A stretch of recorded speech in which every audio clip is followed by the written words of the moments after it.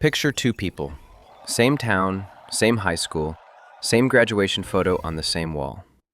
One of them, at 18, starts putting a little money away every month. Not a lot, about the price of a couple of pizzas. The other one waits. He goes to college, lands a good job, starts earning real money, and at 35, finally decides to get serious about it. By then, he makes six figures. He invests way more every month than his old classmate ever could. Now here's the part that doesn't seem to make sense. By the time they're both 60, the first one, the kid who started with almost nothing, has more money. Not a little more, often hundreds of thousands of dollars more. Same town, same school, roughly the same brains. One of them just made a single quiet move at 18 that the other one skipped. And almost everybody skips it. So if you're young right now, or you've got a kid who is, the next few minutes might quietly be worth more than any raise you'll ever get at work. Stay with me, because I'm going to show you the exact move, the exact number behind it, and the reason your future self either thanks you for the rest of your life or never quite forgives you. Let's clear something up first, because this is where most people tune out. This is not about already having money. The whole point is that the person who wins this game usually starts with the least. It's not about rich parents or a finance degree or knowing how to read a stock chart. It's not about picking the next hot company or crypto or anything you'd need to watch the news for. If anything, the people who try to get clever are the ones who lose. And it's definitely not about budgeting harder, clipping coupons, or giving up your morning coffee. You've heard that advice 1,000 times, and honestly, at 18 it barely moves the needle. The move I'm talking about has nothing to do with how much you earn. It has to do with something you will never, ever have more of than you do right now. And once you understand what that thing is, you can't unsee it. Here it is. The single most valuable asset an 18-year-old owns isn't energy or looks or even free time. It's actual time, measured in decades. Time for money to grow on top of itself. That's the whole secret. It sounds almost too soft to matter. So let me make it concrete, because the numbers are where this gets a little ridiculous. Money doesn't grow in a straight line. It grows on top of itself. You put in $1, it earns a little, and then next year, that little bit earns its own little bit, and so on. Slowly at first, almost boring. And then, somewhere far down the road, it goes vertical. Let's go back to our two classmates and put real numbers on them. The first one starts at 18. She puts in $200 a month. That's it. She does that until she's about 28, just 10 years. And then life gets busy, and she stops adding anything. She never puts in another dollar. She just leaves it alone. The second one does the opposite. He doesn't start until 28, the exact year she quit. But he's disciplined, and he keeps putting in that same $200 a month, every single month, all the way until he's 60. More than 30 years of payments. So she invested for 10 years and stopped. He invested for over 30 years and never stopped. He put in roughly 3 times as much money out of his own pocket. Guess who has more at 60? She does, the one who quit at 28. In most reasonable scenarios, she ends up ahead, sometimes well ahead, even though he put in 3 times the cash. Not because she was smarter, not because she earned more, only because her money got a 10-year head start, and those 10 extra years at the front had decades to keep doubling. That's the part nobody feels at 18. The first few years look like nothing is happening. You put in $200, you check the balance, and it's basically the same $200 plus pocket change. It feels pointless. That feeling, that exact feeling, is the reason most people skip the best move they'll ever make. Because the growth isn't hiding in those first years. It's hiding in the last ones. And you only get the last ones if you sat through the boring beginning. Now stay with me, because there's a way to do this that quietly makes it even better. And it's a name you've probably heard thrown around without anyone explaining it. It's called a Roth IRA. Don't let the name scare you. Strip away the jargon, and it's just a special bucket you put your investments inside. The bucket itself isn't an investment. It's more like a tax shield wrapped around one. Here's why it's close to magic for a young person. In a normal account, every time your money grows, the government eventually wants a cut of that growth. In a Roth, you put in money you've already paid tax on, and then everything that happens after that, all those decades of growing on top of itself, comes out completely tax-free when you're older. Think about what that means for an 18-year-old. You have the longest runway of growth of anyone alive, and you're choosing to shield the account that's going to grow the most.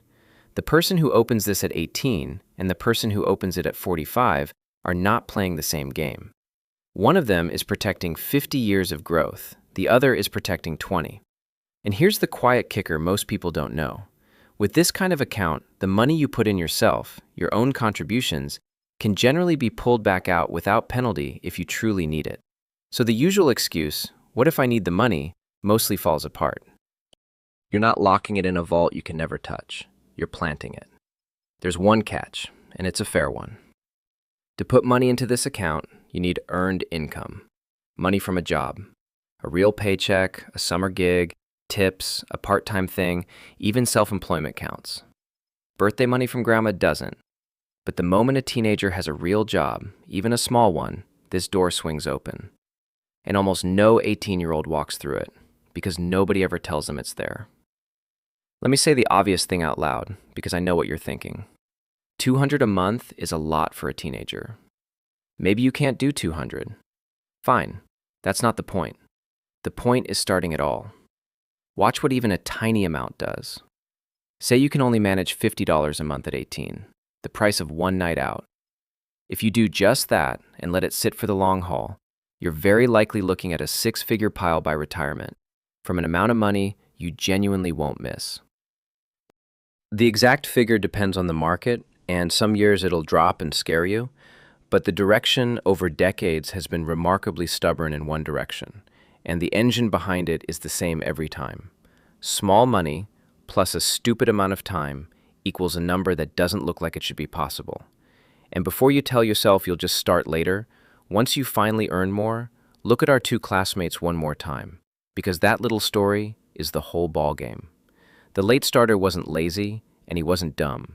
He earned more, he saved more, he did everything a responsible adult is supposed to do. He just did all of it 10 years too late, and those 10 years turned out to be the only thing that mattered. That's the quiet, slightly brutal truth sitting at the center of this. In this one game, when you start matters more than how much you start with, and honestly, it isn't even close. A small amount planted today will outrun a much bigger amount planted a decade from now, almost every single time. So the move isn't to wait until the number feels worth it. The move is to start while it still feels too small to bother with. That's the part that feels wrong, and it's the exact reason it works. So let's talk about why this actually works. Because there are really three forces stacked on top of each other, and once you see them, you'll get why the early start beats almost everything else. The first force is time, and we've covered it, but let me put it bluntly. Time does the heavy lifting that money can't. A person who starts 10 years earlier is borrowing from a part of the curve that the late starter literally cannot buy back. There is no amount of hustle at 40 that recreates the decades you had at 18. That's the one thing in personal finance that money truly can't purchase later. The second force is the tax shield. By keeping decades of growth out of reach of taxes, you keep a slice that would otherwise quietly leak out year after year. On its own, in 1 year, it's nothing. Across 50 years, it's the difference between a good number and a great one. The third force is the one people underrate the most, and it's not about money at all. It's the habit. The 18-year-old who sets this up doesn't just get a head start on dollars, she gets a head start on identity. She becomes a person who invests, automatically, in the background, before she's even formed strong opinions about money. By the time her friends are panicking about retirement in their 40s, it's just something she's done since she was a teenager, like brushing her teeth. That quiet identity is worth more than any single deposit. Now here's the trap, the reason this perfect move sits right in front of people and gets skipped anyway. At 18, retirement isn't real. 60 might as well be 1,000 years away.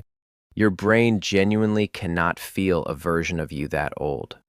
So it refuses to trade a fun weekend now for a stranger's comfort later. That's not a character flaw. That's just how young brains are wired. And the entire world around you is built to take that money instead. Every app, every sale, every subscription is competing for the exact dollars that could have been planted. So the people who win aren't the ones with more willpower. They're the ones who made the decision once, automated it, and then stopped thinking about it. That's the trick.